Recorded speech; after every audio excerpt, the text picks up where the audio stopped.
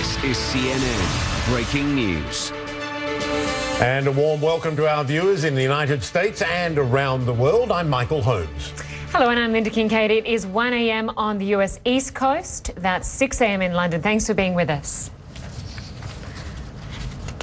Now, we start this hour with breaking news in the US. The US Justice Department has just filed an appeal to reverse a US District Court's judge's suspension of President Donald Trump's travel ban. Now, that appeal has been filed with the Ninth Circuit Court of Appeals, which will hear the case. The three judges who might hear that case were actually appointed separately by former Presidents Jimmy Carter, George W. Bush and Barack Obama.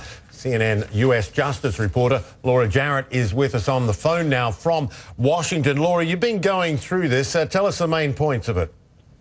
Well, Linda and Michael, this is a strongly worded legal filing.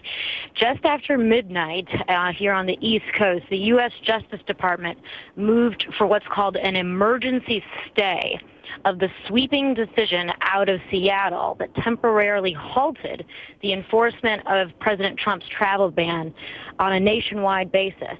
And in this legal filing, the Justice Department says that blocking the travel ban, quote, harms the public and second guesses the president's national security judgment.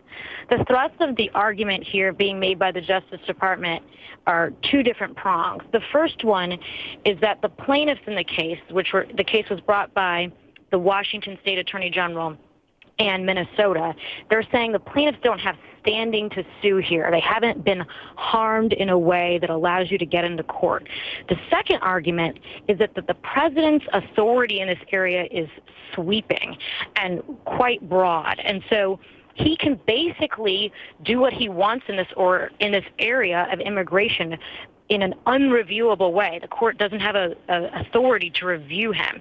So it's a pretty strongly worded legal filing we're seeing right now from the Justice Department. And the Justice Department is, of course, calling for it to be immediate. How quickly could it happen? Well, it's hard to say. It was just filed less than an hour ago, and it's unclear yet whether the other side, Washington, State, will have an opportunity to respond. There is a motions panel set up in the Ninth Circuit Court of Appeals that can hear these types of cases by phone, and so they may do it very quickly, as early as tomorrow. The other wording as we go through this, as you say, it does talk about the president's national security judgment, second guesses the president's national security judgment, but also says that the ban contravenes the constitutional separation of powers. What does it mean by that? The idea there is that Congress gave the president the ability to do this, and by a different branch of government, in this case the judiciary branch, intervening in that authority, they're saying is improper. They're saying the president is able to do this because Congress let him do it. Well, it certainly is a fascinating outcome. We will see whether there is a decision tomorrow. Laura Jarrett, great to have you with us. Thanks so much.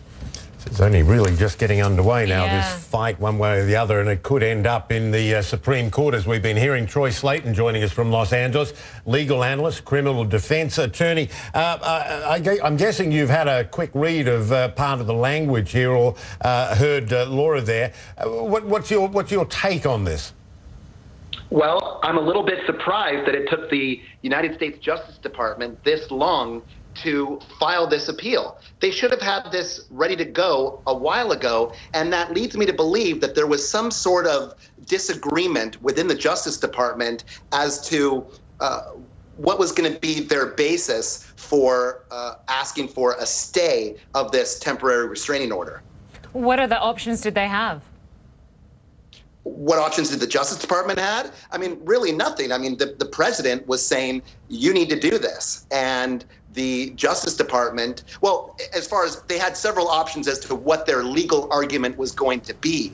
I don't think they really had a choice as to whether or not they were going to file for this stay of the temporary restraining order. Yeah, so what you're saying is that you get the sense that they weren't really ready with an argument early enough. I mean, what do you make of the argument that they're saying that the district court ruling barring enforcement of ban contravenes the constitutional separation of powers, harms the public by thwarting enforcement of an executive order issued by the nation's elected representatives, and so on? Is that a good argument? It is. I think that the two arguments that they made are very good, and they're really the most common argument that you would make sort of in a situation like this. The first argument being whether or not the plaintiffs, being the state of Washington, even had standing to bring this type of lawsuit. And standing, for all the folks at home, is really a threshold issue. It's whether you have a right to go to the courthouse steps to make this argument. So the Justice Department is saying that they're not even a proper party because they're not the individuals, they're not the entity that would be harmed by this. And the other argument is also a very strong one. It's true, the President of the United States has plenary power in this area. The United States Congress, under the Constitution, has the right, has the authority to regulate immigration. And they passed laws giving the President of the United States the authority to implement those laws with regard to the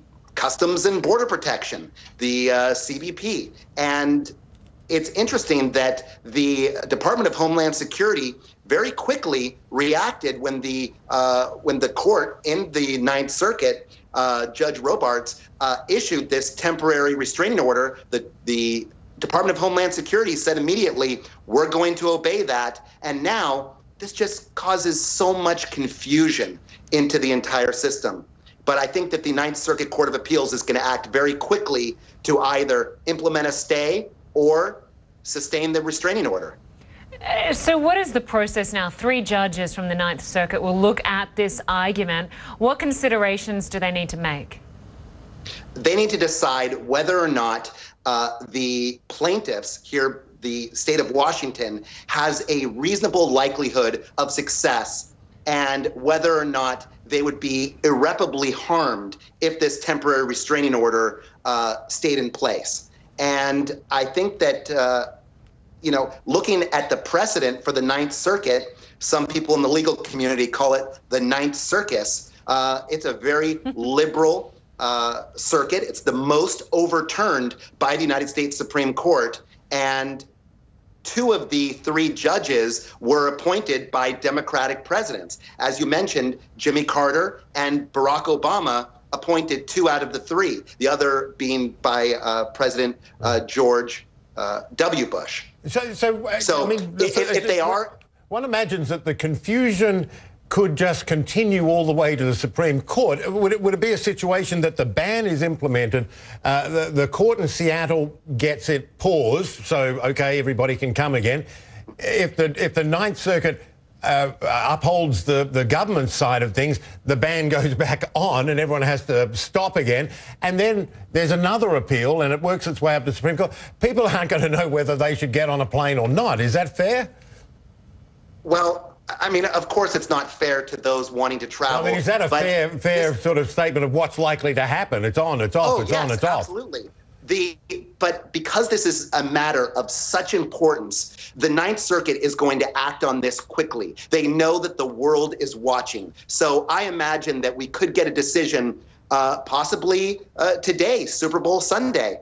And the Ninth Circuit has procedures for dealing with emergency appeals like this, and they could come up with their decision any moment.